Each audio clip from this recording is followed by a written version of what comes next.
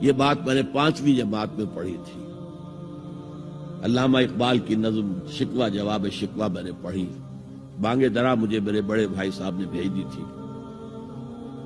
ایک شعر تو وہ ہے بانگ درا کا جو میرے تحت الشعور میں کہیں چپک گیا تھا اور میری پوری زندگی کو اس نے ایک رخ پر ڈالا ہے. وہ زمانے میں معزز تھے مسلمان ہو کر اور تم خوار ہوئے تاریک قرآن ہو کر.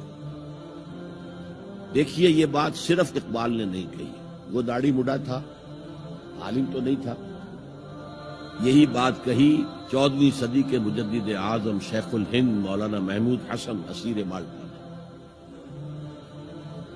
4 سال کی اسیری کے بعد جب رہائی پا کر آئے تھے 1920 میں، اور رہائی کیوں ملی تھی کہ ٹی بی 3rd سٹیج کو پہنچ گئی تھی. انگریز ڈرتا تھا کہ اگر ہماری اسیری ہی کے اندر کہیں انتقال ہو گیا تو کہیں طوفان اٹھ جائے گا، لہذا چھوڑ دیا.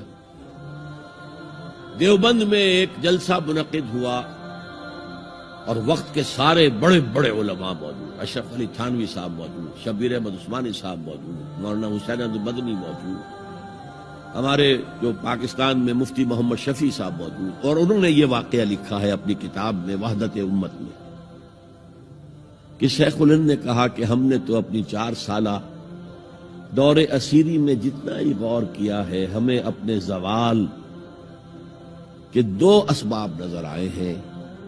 ایک ہمارا قرآن کو ترک کر دے، یہ لفظ ہے اس کے اندر، نوٹ کیجیے. حالانکہ علماء نے قرآن کو ترک کیا ہے،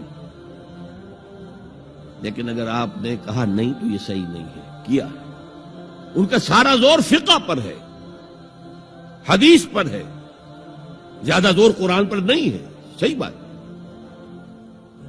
کہنے والا کون ہے؟ شیخ الہند.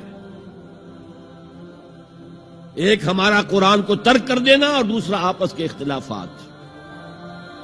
اور مفتی شفیع صاحب نے اس کے اوپر پھر یہ گرہ لگائی کہ حضرت شیخ نے جو 2 باتیں کہی تھی حقیقت میں ایک ہی ہے. ہمارے اختلافات بھی اسی لیے کہ ہم نے قرآن کو ترک کر دیا.